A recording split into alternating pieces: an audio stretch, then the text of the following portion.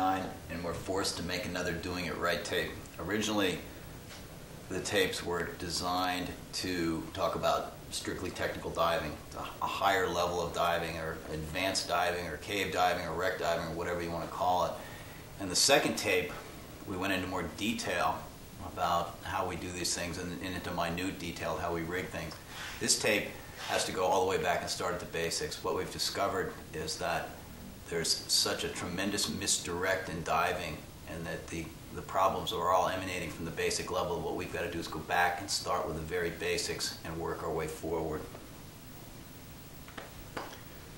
We run into an awful lot of opinions on internet news groups, lists and so on when we go out on the dive boats of what is a recreational diver, what's a technical diver. A lot of what George is just talking about, the misdirection, it starts really at what is an open water diver. What kind of skills do they need? What are they really doing? I mean, if they want to be a better diver, what does that mean? To us, we're doing this for fun. You know, we want to be safely having fun. And DIR has a big part of just making us have a much better dive experience. It doesn't have to make you dive deeper, doesn't have to make you more macho or anything else. It's just how you have more fun.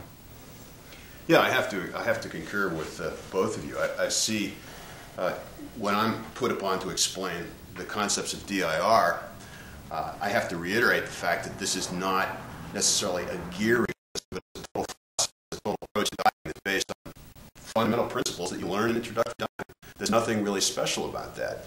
And the concepts that we see in technical diving translate all the way back to the very, very fundamental, basic issues in diving. And I think that there's a real need to address that. This is not walking on the moon. This is not something that's so technical and so elaborate and specific that it doesn't apply across the spectrum. And I think this is an issue that just vitally, critically needs to be addressed. And that's why we're here.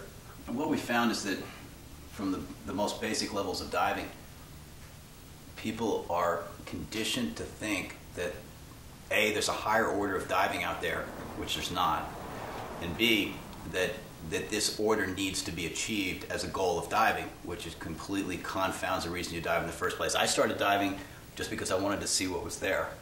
And I mean, we all have stories. You were in college, I guess, when you started diving up in Rhode Island, and Dan's got some great stories about how he got on some scientific expeditions and did all kinds of dives.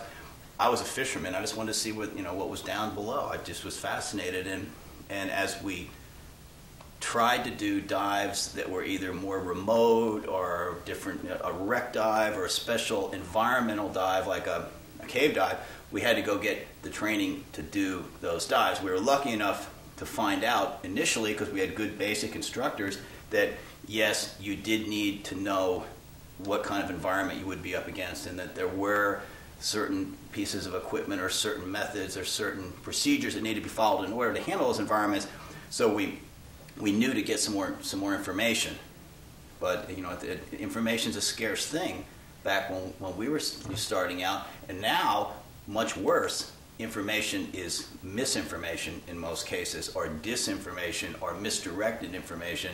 And it all comes back to what we just said, that while the goal of an objective of diving should be to have a good time, this is being completely confounded by technical training agencies and other training agencies who have subscribed to the concept that there's a higher order of diving and that's why we dive to achieve that. And this is completely wrong. What we want to show with this tape is we want to show that the basics of diving and the basic level of diving is what you're going to need to do to do all types of diving, and we can demonstrate that, I think. This, for those of you who've seen DIR1 and DIR2, I mean, this should look very familiar. The back plate, and it is familiar because it's exactly the same. I mean, there's in effect nothing. And I think certainly want to make the point that it's kind of funny that in diving, if you look back, 20 years ago, what we're diving with now is an awful lot closer to what people were diving with 20 years ago, back when you had ATPACs, even back before that.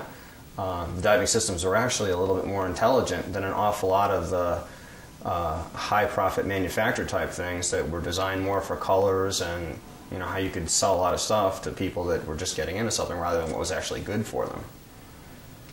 The dive industry itself has always, thought that there needs to be something new, something different tanks, different gear, different this, different that, and they miss the point that as people do more diving, they accumulate more gear, and most of it being identical gear. As their family gets into diving, as their friends, as they need redundant pieces of equipment, if they need backup pieces of equipment, they'll spend the money on that.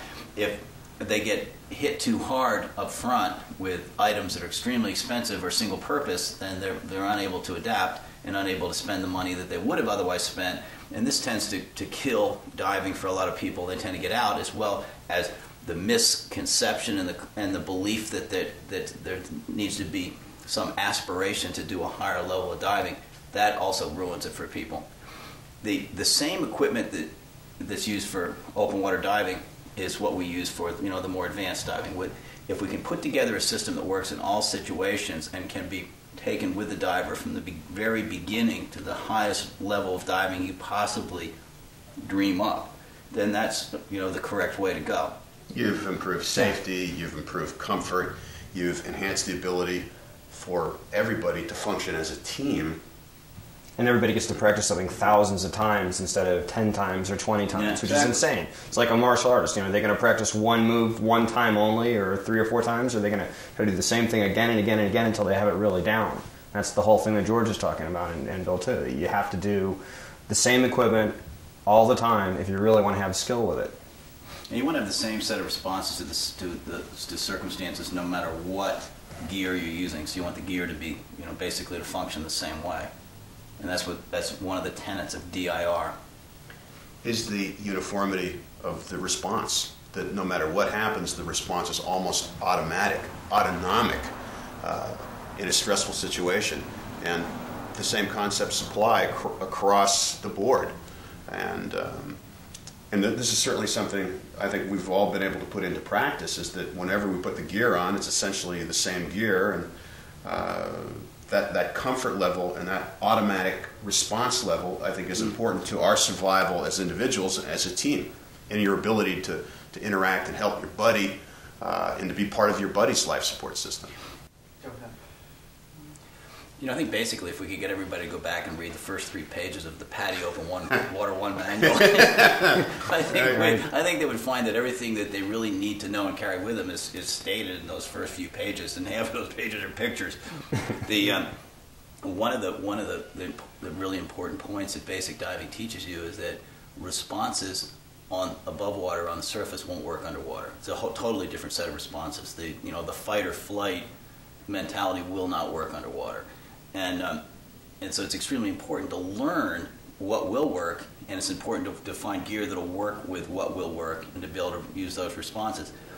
Diving is really counterintuitive. It's not, if you look at something, it may appear to be one way on the surface, and in fact it's not that way underwater. And this is what fools a lot of people, because they do too much thinking and fiddling above the surface and not enough practicing and testing below the surface. And we've found that with these methods, a lot of the things that we embrace that are not well understood and accepted by so-called technical diving community are based on actual experience with these things over a broad range of dives and a broad range of individuals, and that's where the counterintuitive part comes in. And so that's what we need to be very careful about describing. And I think what we should do is we should start with an open water rig, and let's build that up, and let's talk about why that stays with you through all of your diving, whether it be your PADI Open Water 1 class or some kind of a sophisticated rebreather cave diving class. It's all the same. It has to have some basis, and I think that we've found that basis, and we can demonstrate its effectiveness. All right, let's start with this open water tank rig. Let's take a look at the back. A single aluminum 80 tank with a channel on it strapped around the tank. In the front, however, we have a back plate and harness and a wing system bolted on the same way as if we had a double tank set up. We put the wings and the back plate over it. It's exactly the same setup.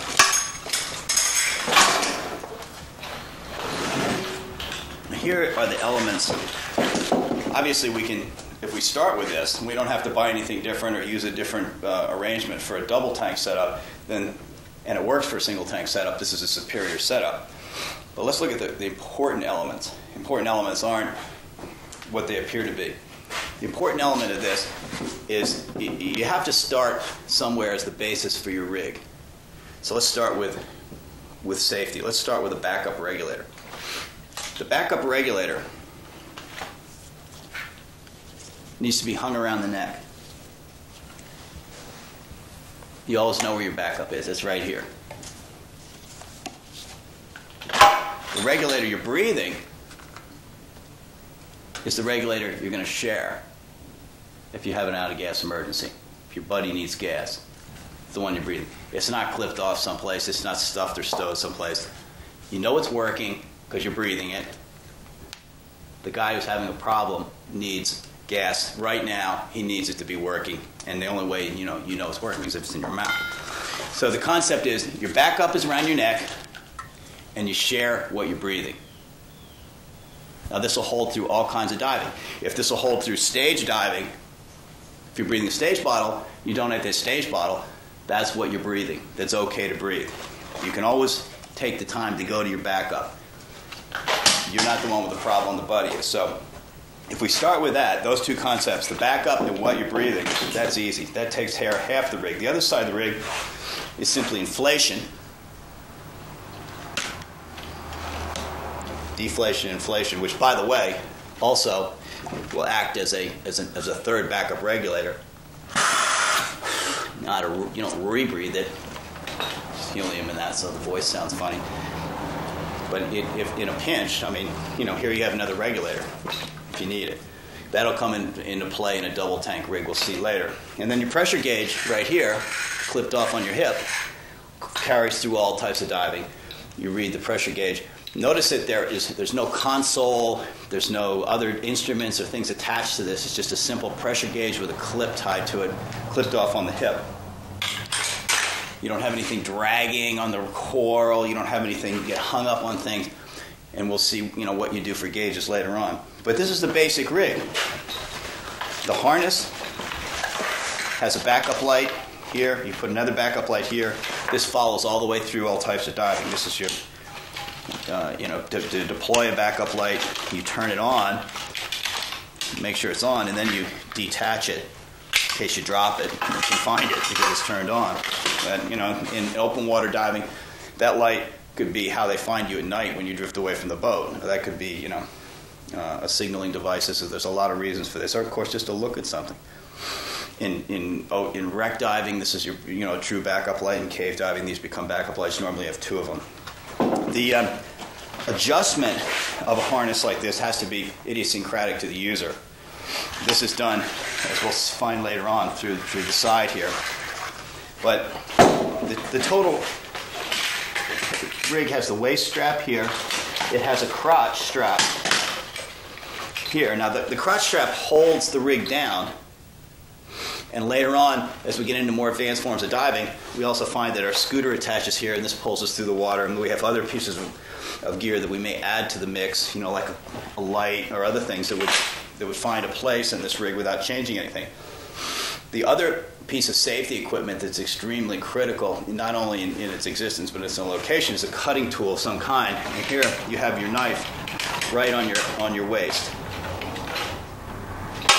Just like pulling a gun. You want to be able to pull this as quickly as possible. If you need a knife, you need a knife. You want nothing restraining that knife whatsoever. Now, we see a lot of people who think that they need some kind of special harnessing device or quick releases or things like this because, again, it's a counterintuitive situation. On dry land, above the water, we have gravity to deal with. This weighs quite a bit. And it would seem that it's hard to get on and off. It's not. You have to consider what it's like in the water. In the water, this tank goes from, with air in it, it's going to go from 3 pounds negative full to 3 pounds positive empty. With helium, it'd be a little less negative than with air. But with air, any kind of a nitrox, make sure it's going to be 3 to 3. So that's about it. Now, you can put an aluminum plate on here like this, a coated aluminum plate, is probably a better bet. Or you can use the light steel plate. This one really has no weight whatsoever. There's a little bit of weight applied in this, but that's not your weighting system. But think of it this way. When you have to get this off and on underwater, or off underwater,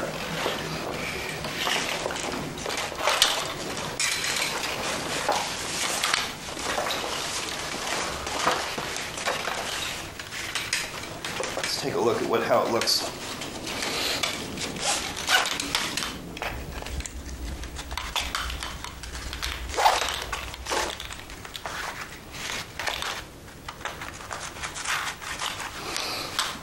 A nice, neat system. Everything's right where you can get to it. Pressure gauge. Backup regulator is going to go around the neck. Primary regulator in the mouth. Again, this is the gas we donate. Notice it's underneath here. Now you can, if you're in an overhead environment, you obviously need a longer hose. But we'll get into that later. But the main element is the backup here. Backup needs to be close, so as you're swimming along in this position, there's not a bunch of water flowing by here, causing the regulator to free flow. The backup regulator needs to be a non-air balanced regulator. In other words, it needs to be one that doesn't trigger so easily. Whereas this one, you can use, air balanced or an easier breathing regulator, but it's really not necessary. But you don't want something this high performance here. You don't want a high performance inflator. You want a slow inflator, something that turn myself off. Something that adds gas slowly, not fast. So you use high performance here, low performance here. Now going back to this business of quick releases and stuff. Underwater, or on the surface, if you need to get out of this thing, you don't want a bunch of releases. You don't want a gear that'll come off of you from any other way other than you taking it off. Last thing you need to do is lose your gear. Inflate your BC and have this thing come off, or move your arm and have it come undone and come flying off of you.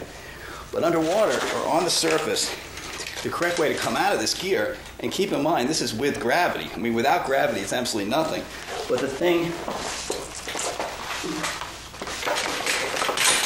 comes off like that, and that's it. It's not any big mystery. It's a big mystery if you try to apply surface logic to underwater, but in the water this thing weighs nothing, and on land obviously it's quite manageable. The other element of this system is that your weighting needs to be separate from your rig. A weight belt is always the preferable way to go.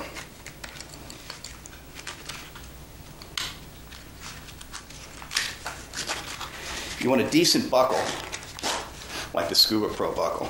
A nice positive metal buckle. It's not going to come popping off. It's not going to pop out like that. You don't want any cheap crap when you're doing something like this. This has to stay on, and it has to come off when you want it off. So it's the usual left-hand release, as with all scuba. In the case of a harness, where you have a crotch strap, you have two choices. With a wetsuit, no dry suit, you put it on over the harness. With a dry suit, you put it on under the harness. Here's the reason. With a dry suit, this is going to be offsetting the dry suit. So dropping the weight belt is not going to be nearly as critical because you have two inflation systems anyway, and you have buoyancy from a proper dry suit no matter where you're at depth-wise. That's not true of a neoprene dry suit. That's true of a shell suit. So if you have to get this off for some reason, you want to take the time to bring it underneath the crotch strap to get it off. You don't have to worry about a quick drop like you do with a wetsuit. The other thing is with a dry suit, obviously you don't want this falling off. So if it did come unbuckled for some reason, it would be caught by the crotch strap, so you have a second shot of putting it back on.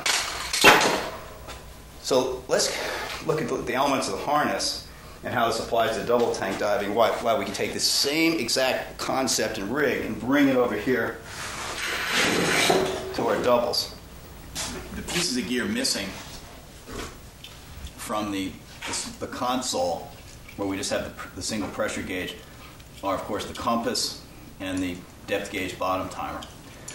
The compass, best bet on the compass is to wear this around your wrist so you can always see it.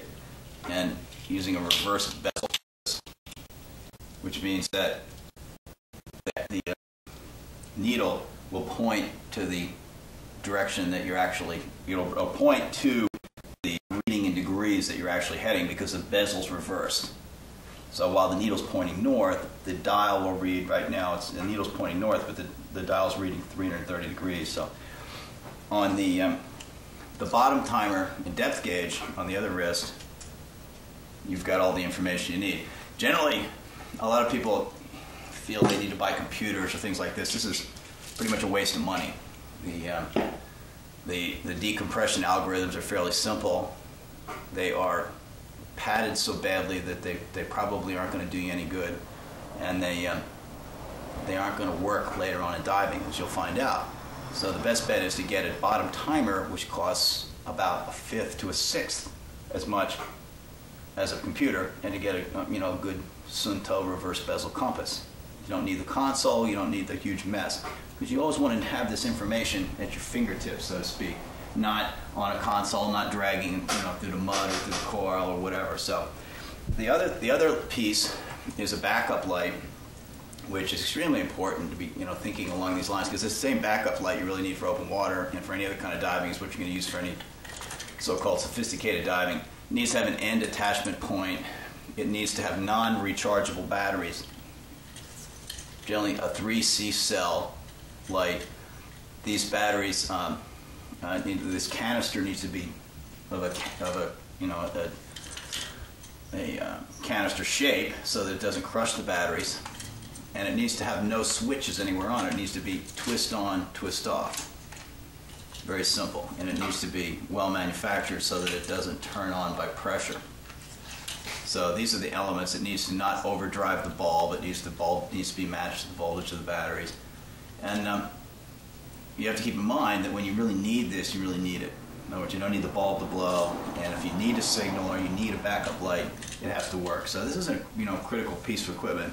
This probably costs twice as much as the junk you'll see out there, but when you need it, you would pay anything for it. So those are the pieces of equipment. Already you've saved so much money. I mean, you have the back plate, the wings, the harness, which will show you how to weave, and the other pieces of gear, which combined, the total cost of is less than a dive computer. It's less than a Tech BC, which you don't ever need, and it's less than bondage wings or any of these other bizarre contraptions. And you have a complete rig that'll work for your open water diving as well as the more so-called advanced or sophisticated diving. Let me show you one more thing. The adapter for the back of this rig.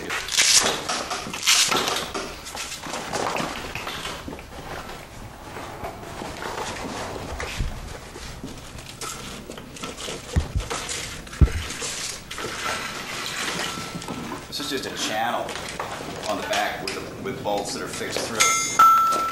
That have wing nuts on this side, just like the double tanks have. So it's a pretty simple rig. It's held in 2 attachment points, and it keeps the tank from flopping all over the place, as you tend to get with either technical BCs or with regular so-called open water BCs. Pretty simple to deal with. One of the biggest causes of accidents that we've run into is improper weighting, and also is one of the biggest causes of having a miserable dive and a bad time. Anybody who has gone to a resort where they're concerned about the coral has heard the spiel about keeping your weighting minimal. This this is not only a good idea there; it's a good idea everywhere. All diving should be conducted as if it were over extremely fragile coral. I mean, cave diving, wreck diving, any ocean diving, I don't care if you're diving crystal clear water over sand, you always want to maintain the same skills of diving, the same position, body position, and the same attitude about diving no matter what, just like you would about driving or flying or anything else, so that when the situation warrants, you're automatically doing it properly. This also ties into being absolutely sure that you don't have too much weight. One of the things that we see when we go on a recreational dive boat is you see some people who will maybe be 15 pounds heavier than they need to be. In other words, maybe they need 10 pounds of weight, but instead they've got 25 pounds of weight or whatever else. Now they're diving with an enormous amount of air in their BC or their wings, which causes a lot of volume. They're having to push through the water. It also means that when they go up a little bit, they've got so much more air that's expanding that their buoyancy gets really destroyed by that. And oftentimes, the decisions on weighting are based on the surface. And what you have to think of in terms of the dynamics of the dive, when you're under pressure on the bottom, most people in open water diving are using wetsuits. The wetsuit compresses and you've lost the buoyancy of the wetsuit. It's not uncommon if you're in on a vacation and you're diving on a wall where you have no bottom underneath you. There, the issue of being overweighted can become quite critical, and taking into consideration the fact that you've lost your buoyancy in your wetsuit. So, I mean, we see these issues come up quite often, particularly with respect to where there have been accidents or fatalities, and it's very important to address this. One other scary thing we see is, you've got people that are matching, you were just about to segue into this, I think, they're matching the wrong tank with the wrong exposure suit. And they're too heavy. You see people swimming along like this. That they've got a lot of air that's holding up way too much negative weight because they're swimming like this through the water, which their weighting is causing. They're working way harder than they need to, which is also gets back to why some people destroy coral. They're kicking furiously to stay off of the bottom. They're having to work too hard. They can't possibly enjoy themselves as much, and that's really what we're there for. We're there to try to have fun. And they can't be as comfortable, they can't be relaxed, they can't have the bottom times that we like to have. This needs to be dealt with, and this is part of DIR, getting yourself at the right weight and what really is the right way to decide how heavy you should be. One of the problems is, people are trying to use thick wetsuits, and as you drop down, obviously, as Bill said, the wetsuit compresses. It's no longer giving you the kind of thermal protection it was at the surface. Same thing with a neoprene dry suit. It gives you a tremendous amount of lift at the surface, but it compresses to paper at depth. It gives you not only no thermal protection, but it gives you a completely mismatched weighting. A lot of people make the mistake of using high pressure steel tanks with a wetsuit, thinking, well, they need it's okay to have that weight to get them past the surface on the way down. But when you get that at any kind of depth, even 50, 60, 70 feet, the suit is compressed. It's no longer providing lift. As Dan said, you've compensated with a buoyancy compensator, and now you're sitting there with a heavy steel tank. Now, if at that point something goes wrong, then you're going to have more of a problem getting back up. Now, what the solution of so-called technical diving is to add more wings or a second set of wings or something like that. That's not the correct answer. The correct answer is to not use the stupid tank in the first place. You want to use the correct tank and balance system to start with, and not to be fooling yourself with, by putting on some huge amount of wetsuit that's just going to compress down as you go deeper.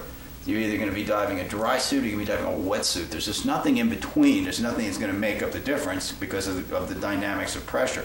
So the far more important thing is what's your overall weighting look like? What's going to happen in a bad situation? You don't want to be adding additional gear to solve a problem that you created by using the wrong gear to start with. This is a common theme in technical diving, because we got to go back up to what we said originally.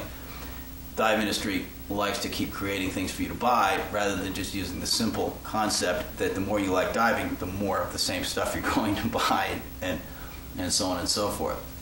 Another consideration is the dynamically changing gas volume. As you breathe the gas, the tank becomes progressively less negative, and you have to think in terms of the extremes. What happens when the tank is empty? How does that affect my buoyancy? What situation is that going to occur, and how am I going to deal with that? So you really have to look at both extremes in considering your calculations for your weighting. And as you get into cave diving or wreck diving or any kind of diving that requires decompression where you can't blow up to the surface, you want to start your weighting procedure by getting into a pool or into some water with empty tanks and all the gear you're going to be using, basically empty tanks, a few hundred PSI so you can breathe them, and see where you stand on your weighting. This is with whatever light you're going to use, whatever suit you're going to wear, whatever, all the stuff you're going to have, and you want to see how you stand, make sure you can stay down. And you take some dive weights with you to, you want to pick them up in your hand and see what needs to be added to Absolutely. your rig so that you don't have the blow up. Now that gives you one side of your measure. The other side of the measure is you want to then calculate back in that the weight of the gas, and then you want to consider whether you're in fresh or salt water. Obviously, if you're in salt water, you're going to have 3% more buoyancy. So for every 100 pounds of lift becomes 103 pounds of lift in salt water. So whatever your body weight is, take 3% of that, you're going to be that much more positive. So you want to work these things out in advance and not after the fact. You have a bad, you're going to ruin your dive trip, and it's as bad or worse to be underweighted as overweighted in certain situations. When you have an emergency, a low on gas emergency especially, and you're too buoyant, you're going to be struggling. Let's say you're in a wreck dive or in a cave dive, you're going to be struggling and using more and more gas to deal with the situation, trying to stay down. It's much more unpleasant than being a little bit overweighted. But the problem with overweighted in a bottomless environment or in an ocean environment or an environment where you need to get to the surface is obviously you can't get there. And in some circumstances that you really can't get there. And part of that circumstance is the compression of the suit, as we already mentioned. And the other is the way the wings behave when they are under pressure and you're trying to add gas to them. And that becomes a huge problem. Anything that restricts the action of the wings. In other words, you never want to have any kind of wing that's elasticized in any shape, form, or fashion. You want it to be a non-elastic shell and bag inside it. And you certainly don't want to add any elastic to the outside. You'll see in some cases there's wings that have bungee cords wrapped around them, which is the height of stupidity. You don't want to have anything like that restricting those wings. And simply what will happen is, depending on the tightness of the restriction and the degree of setting on the discharge valve and the pressure applied by the addition valve, you could basically not get the lift you need, or you could have you could blow out some other portion of the rig. So these are all, again, counterintuitive solutions that are created on the surface that don't apply underwater. They look good in the showroom. Well, yeah. They help sell the product in the showroom. Also, it's interesting that you've pointed out on many occasions in discussing how to correctly adjust your buoyancy dynamically, the fact that under ambient conditions, the gas inside the wing bladder will equalize when you depress the dump valve. The gas within the bladder will equalize to the ambient pressure outside. And this is an excellent way to, in a supine position, laying flat in the water, to instantly adjust your buoyancy to neutrality. And if you have an elastic bladder or an elastic bladder encasement that causes the wings to deflate, obviously you can't accomplish that. And the other problem is that if you were to lose your inflator hose or your inflator mechanism and you need to inflate by mouth, you're going to have a tough time inflating against elasticized wings, and as well as the water pressure. Obviously, a tiny differential in the lungs is all it's required to breathe. It's also an equally tiny differential in the lungs. This is all it's required to rip the lungs. So this is something you don't want to ever encounter or get into a situation of. And the other problem, of course, is as you find out as you get into more and more advanced, sophisticated so-called diving, that all these little simple pieces and uses of the equipment become more and more critical. For example, the inflator, remember, was the third regulator. And that set, in a double set, we'll show you later on why that's extremely important to have that third regulator, because of the situation with the valve, 2 valve knobs, 2 sets of regulators, that you have to have the availability of that regulator. And when you have wings that are being pressurized from the outside elastically, you can't breathe off the thing without losing your buoyancy control. Sure, you can take a breath in, but now you're going to have to, you got to add gas back to the wing because it's trying to deflate. With a normal set of wings, by holding both buttons down, you can take a breath and then blow it out. You don't breathe back into the wing. But there are all these little subtle things that are overlooked in the quest for so-called technical dive gear. Basically, what we're going to see with DIR is that simpler is better underwater. Yeah, if you're a recreational diver, you've got to decide what gear you need to do. If your favorite dives are going to be Florida in 80-degree water, then later on you decide you want to do some winter dives. But you do have a certain amount of gear matching. It never changes DIR though.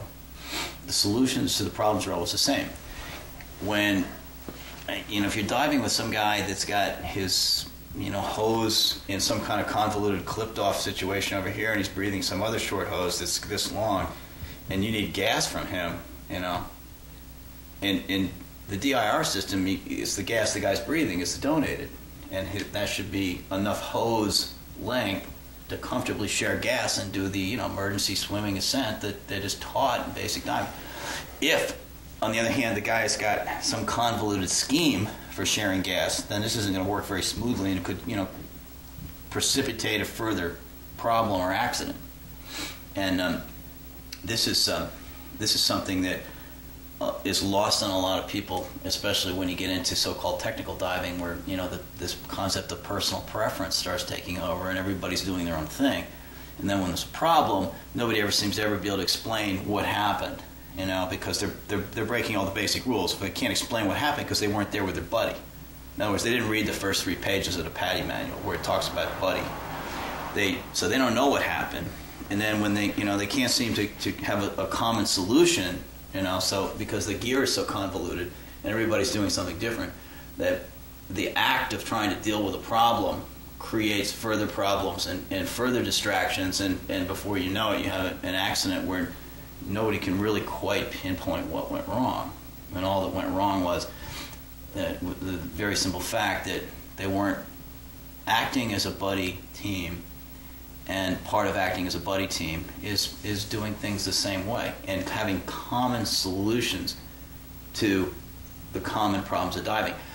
It's coming in technical diving to the point where a lot of people who even were strong advocates of personal preference, do your own thing, whatever, are starting to believe, due to the tremendous number of accidents in very simple technical, so-called technical dives, a tremendous number of cave diving and wreck diving accidents, that there in fact does need to be a standardized set of solutions and responses to simple problems. And that falls right back to this. Back up around the neck, donate what you're breathing. And then to just give some examples to some of the convolutions you're talking about, so that means something to people who don't really know what we mean when we say convolutions. If you look at a diver and you see an octopus that's like strapped down to their waist someplace, and it's got like a snorkel cover over it or something that's containing it. Now, when you see a person who's diving like that, you know they're not really thinking about helping their buddy, because if they've got something that they're going to take maybe 10 seconds to find this thing, pull the thing off, they're not going to be able to give it to their buddy if their buddy has an emergency rapidly. They've already been frequently they've been taught that that's the one that you donate, not the one that you have in your mouth. The people that wear that kind of a gear setup. And that's a convolution. It's the simple thing is to deal with the main primary hose, and that's the one that you give, and have the backup. Like George said, as soon as you start strapping things down here, buying special little components that are solving problems that never existed in the first place until you bought something like this. Well, I think the key issue here is, as George pointed out, that we often come up against this where we're accused of walking in lockstep as being, having our gear totally standardized, and that there's somehow some glory or some fraternity that encourages us to do this, that we're a part of this. This is nonsense. As George pointed out, you have to look at dive equipment as a standardized set of solutions to the problems that you're going to encounter in the underwater environment. And when you look at it from that perspective, this makes sense. Completely. And particularly when we look at some of these accidents specifically, oftentimes the accident or the problem was a predictable problem, but there was no solution to it. There was no buddy. There wasn't somebody around to be involved when they were needed. And I think if you look at gear and the uniformity in gear as standardized solutions to problems, you bypass this issue of everybody has to wear the same gear, and that I don't like that. You can't look at it that way, because you can't breathe water for one thing, and you have to treat the whole aqueous underwater environment in a completely different mindset. The issue is survival. That's correct. They, again, going placing the blame on the dive industry and on technical diving instruction. If you go back to the original dive gear, that the stuff I bought in college, the regulator came with a neck strap. And they didn't have buoyancy compensators, and you just and that was your backup, and you don't need the one in your mouth. You had a pressure gauge, and that was just the way it was done. And you had to have your weighting perfect, or you'd be so heavy you couldn't get off the bottom. Exactly, because you had no buoyancy compensator to get up with. People were forced so to you use a correct. tank that gave you that buoyancy swing and of an aluminum tank, and of course then they come up with originally there were these light steel tanks, some of the light steel tanks, and then which hold a lot less air. And they were only pumped to a couple thousand psi, and then they came up with the aluminums, which worked perfectly, and then they came up with heavier steel tanks or higher pressure steel tanks, and then then back and forth, and we had all kinds of problems develop in the meantime. But the one of the things that happens to recreational divers right away, they get on the dive boat, and there's always some expert on there that's views himself as a higher order diver. As a Navy SEAL. He's a Navy SEAL, yeah. That's the scary Navy SEAL syndrome. The ones that were really in the Army. And these guys are always, they've always want to go deeper, and they've always done something, and they've always invented diving, and they've always, it's all this peer pressure that, again, you read about on it's either page 1, 2, or 3 of the PADI Open Water Dive Manual, and it's exactly the kind of thing that you don't want to get involved in. But legitimately, divers want, if they like diving and they do more diving, they want to stay down longer, and they want to, do it better, and they want to see more, and so on and so forth. And everyone, regardless of their potential skill or their athletic ability or anything else, at the beginning of their diving is not going to have a good breathing rate. They're just going to use a lot more gas. And the only solution to that is to do more diving. And you put in a certain amount of diving time, and your breathing rate improves. Beyond that point, if you're going to improve your breathing rate, you're going to have to get into some decent physical condition. And there's two kinds of breathing rates. There's what I call instructor breathing rate, which is that sit there and do nothing and conserve your energy breathing rate of somebody who's been doing a lot of diving. And then there's the emergency breathing rate.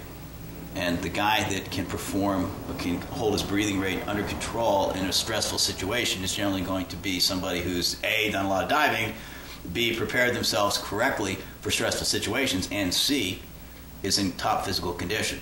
Because diving is a sport, and so these are the things that are going to. It's just going to take time. You're going to have to put some work into the physical conditioning, but the rest of it's going to take time. The benefits of physical conditioning on diving come at the so-called advanced levels of diving, where you get into longer decompressions, and you get into more generally stressful situations like longer bottom times. The reason is that better perfusion, which is associated with better cardiovascular and aerobic bases, is what gives you a better opportunity to off gas and to decompress properly, assuming no preconditions exist. So these things are all tied together. Obviously, one of the attractions for a lot of people diving is that the company, you diving, you expect people to be athletic, not smokers and drinkers and this kind of thing. You expect to find people that are out to have a good time in a nice way, and that it's often not the case, especially among technical divers or among the divers who aspire to this so-called higher order of diving, because their solutions are going to be, well, I don't have the breathing rate and I want to do big dives. And what they immediately do is they go out and buy a big tank. And that doesn't... Or they buy a rebreather or something and takes them even in bigger trouble. And that just causes more problems. You don't need a big tank. You don't need a big steel tank to do an open water dive. I mean, for one thing, you shouldn't be incurring these big decompression liabilities in open water. For another thing is, when you start to get into mismatched weights and of gear for the dive that's being done, and the other equipment that's being worn, like a wetsuit, then you start to develop a whole, to encounter a whole new set of problems. The other thing that is the ever popular solution of the dive store, of course, is the ubiquitous pony bottle. And this, you know, in itself is, it represents a whole new set of problems, and you're going to find that the pony bottle diver is the transitional tech diver. Yeah, it starts in the recreational category. A lot of people, they first think about it, they're starting to do 70, 80, then 100-foot dives, and they're thinking, well, gee, what happens if I get separated from my buddy and I run out of air? You know, I probably ought to have a pony bottle with me. And then they start thinking about a pony bottle is a redundant air source. The real problem is, you know, they're trying to build their skill, they're trying to have more fun. What they really have to think about is the DIR buddy is really the redundant air source. That's the thing that has a mind and it can propel itself, it can get over to you and give you air. The pony can't do anything. And if the shit's really hitting the fan, that's when your buddy's going to be stuffing the hose in your mouth or vice versa. And, you know, how we build the use of a stage bottle into the whole DR system, something, you know, George will be getting into in a little bit. The pony, you know, itself brings up a whole new set of problems. Generally, the pony is a solution to a problem that doesn't exist. The perception you need more gas when you really don't. You just need to do more diving. It's a bought solution. You know, something you go out and you put some money into it. Now you've spent money on a pony and a little harness, and you put this thing in your tank, and when you realize you don't really, you know, this isn't really what you want, or it's not really, it doesn't have any use, you know, going forward. Now you're stuck with it. You're trying to make it work anyway. It's like if you buy a Tech BC, you're going to try to make it work anyway, no matter what, you know, even if you end up cutting everything off of it and stripping it out, taping it up, and it's still, you know, it's still not what you wanted in the first place.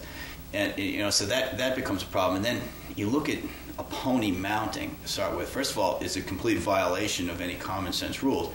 To take a bottle and put it behind your back where you can't see it or control it, and have the regulator coming over where you don't know where that regulator is coming from, and to try to come up with some scheme to identify this regulator is completely counterintuitive underwater.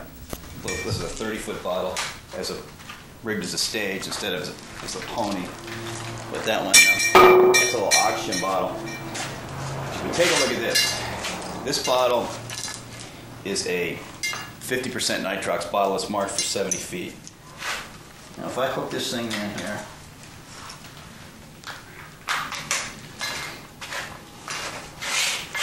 it's going to float with me like that. It's turned off. I can see what I'm breathing. Let's put a regulator on it.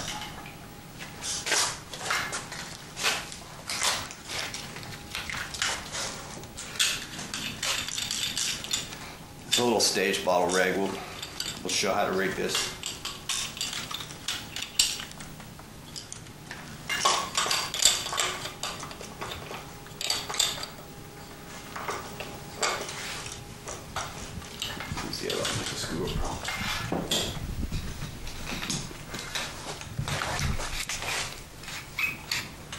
Didn't. No wonder.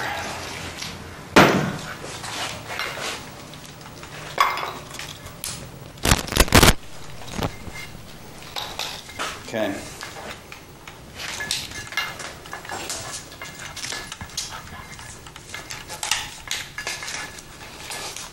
All right. Bottle's turned off. Regulator stowed. Got my pressure gauge right here. On the bottle is the depth that can be maximum.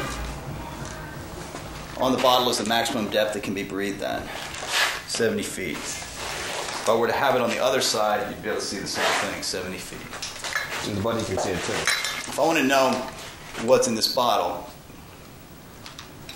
take a look. 70 feet I can breathe it at. To deploy it, put the regulator in my mouth. Turn it on. If I can breathe, I'm breathing what's in this bottle. And if I've identified it, you know, by looking at the bottle, it's the correct gas. Now, obviously, this will work as a pony, or as a stage, or as a deco bottle. In this case, it's a deco bottle. But that's a permanent solution. That's something that will carry with you all the way through, from the very beginning right till, you know, the most advanced diving. So rather than get involved in a pony rig, which has got so many problems with it, it's best to just start out doing it right in the first place.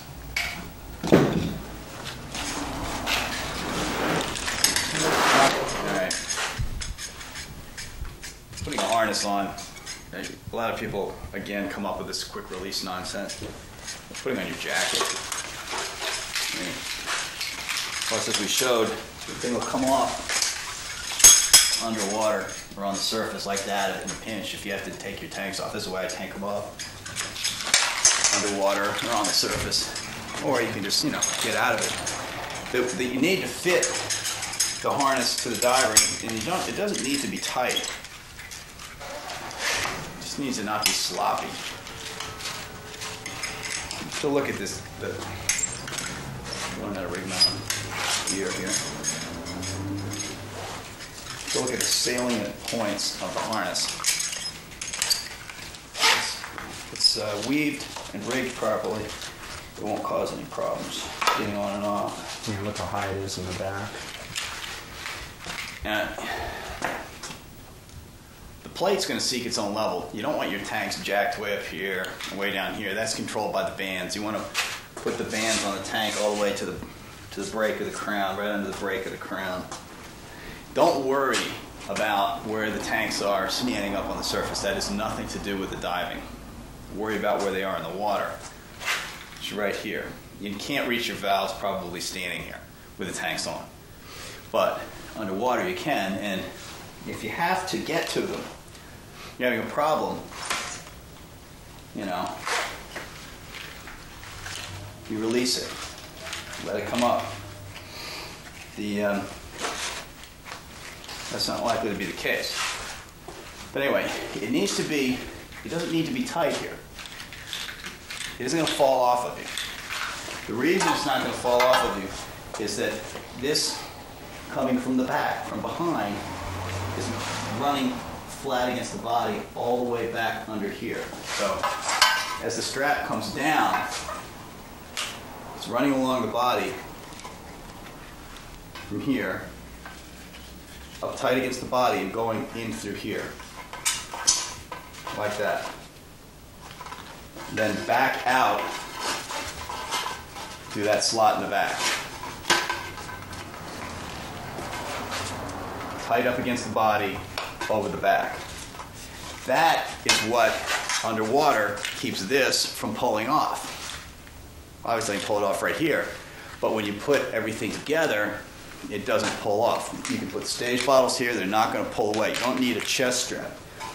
If you rig it the wrong way, set it to the inside, if you rig it to the outside, you will need a chest strap. In other words, if you rig it to here and then back out through here, you're going to need a chest strap.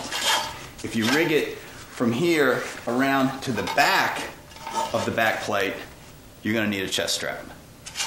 If you rig it to the closest inside point, which is here, you don't need a chest strap. So this takes care of itself. On the other hand, you can get out of the thing easily, either by the flip over method or by taking it off, but you want to adjust it. Now once you found your adjustment, in the back here, you can put this weight belt stop in the back once you've found your permanent adjustment. You got to consider it for your dry suit insulation or your wetsuit or whatever. I like to use a separate open water from, this is my normal cave diving harness. Dry suit harness, I should say. Wreck diving, cave diving is the same thing. Everything stays the same. The crotch strap through here, of course, has to be adjusted and then bolted. Bolted is the best way. You can use the 1-inch webbing, and you can use weight belt stops to pin it, but you still need, to either sew it or bolt it so it doesn't slip once you found your adjustment. But we have a diagram on the website showing how to weave all this. But the big issue, the strap's coming from behind and over, like that. It's going through here, then across the back and through here. So then this hole's burnt out where the bolt goes through. Again, coming from the back, it stays right tight to the body. So this should be smooth along the body all the way down to this slot, the furthest inside slot. The the key points on the crotch strap are that it'd be enough to get out of easily in a pinch. Obviously to get on and off easily. And then this is your toe point for a scooter. Eventually, you know, you'll have a scooter or you'll have a situation like this. You never have a quick release here. That would be extremely bad. There's a couple reasons. One is if you're towing somebody, they're going to be holding on right here. You don't want that to break off. And the other is, if you do have a scooter, you don't want it to disconnect, you know, because then if you have to pull from here, it presses up against your diaphragm, you can't breathe. Another benefit of a crotch strap, besides holding your gear in place, is to hold this away from your diaphragm so your breathing's easier. You'll double your breathing rate by having this thing against your diaphragm. Just that pressure will cause you to keep feeling like you're out of breath. This is my right side D-ring, just a piece of bungee cord. Underwater, everything's a fixed D-ring. On this side over here, I have my canister light slides on over here. You see that wreck diving light? You can use an additional buckle to hold it on. We've been over that. This is a Barry Miller wreck diving light. It's unbreakable. So this is perfect for boats. If you drop this thing right like it is, it won't break. Let's see the lights back here. Back here. This is generally going to be in the left hand, like that. George, what's the web URL you were referring to for the diagram for that? Remember? We've got it, wpp.org, and it has gear rigging leads on it. But this thing can be dropped just like that. You can bounce it off the floor, it won't break. It's a perfect wreck diving light. It's good negative, adds to your, adds weight to your rig in salt water. The cave diving version of that is larger because you need more burn time. You don't need the burn time for wreck diving. That is, still a couple hours. The other key points of the harness is this is where the backup lights are held. Little bungees or little elastics, a couple of them hold it in place. We already showed how to deploy the backup light. This is where the hose comes through for the inflator. On this side, there's only one D-ring. You can bend the D-rings out like this. Slight bend to it. So you don't need any stiff D-ring or welded D-ring. You can clip into that with any size clips. And for cold water glove diving, merely use a larger bolt snap. Something that or larger. Something you can get a finger or a mitt through. Something larger than this that you can operate. That's also an issue with the pressure gauge. With one hand. So you don't want to have... A stage bottle is always a one-handed thing. You don't want to have to be having two hands to do a clip, And here, as long as the rings are out, you can clip in and out without any problem. Back D-ring is, superfluous. For the reason we have it, cave diving is to carry extra exploration reels. The problem with having things clipped behind you is they're going to catch on things. It's going to be a nightmare. This is simply a matter of we got nowhere else to keep them. And we got, our buddy skills are good enough the guy can get it off, but this isn't a wreck diving thing at all. For wreck diving, you would actually attach your lift bag here and push it back through up under your tanks with a little piece of elastic. So you can get it from the front. And it's not going to hook anything, not get caught from the back, but we just run out of stuff with the cave diving, and we're trying to carry a bunch of reels for exploration. George, you want to say something about the adjustment of the D-ring with respect to the... Yeah, that's really important. Let's look at the adjustments here. This is very important.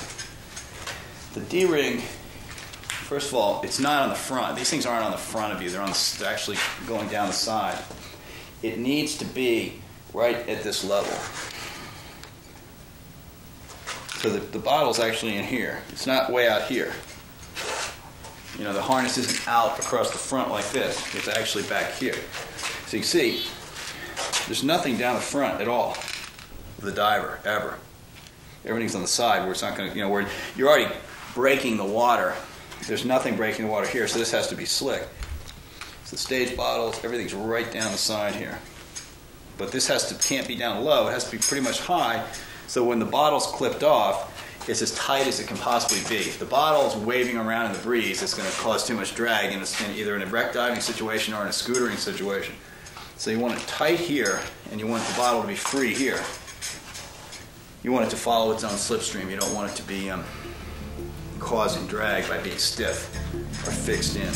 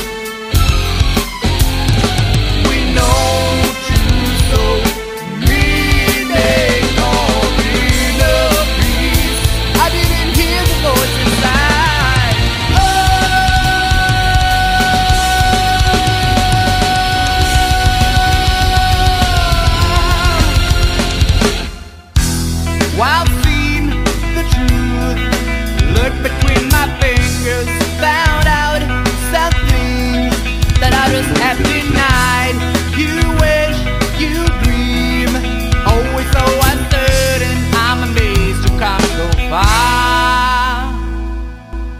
Sad to grieve. Oh, we can change human we are. There's nothing called the other side. You will live and you will die. Just don't believe there's life after this. I'm gonna change about my own soul. I'm gonna change about my own thoughts. That is my soul.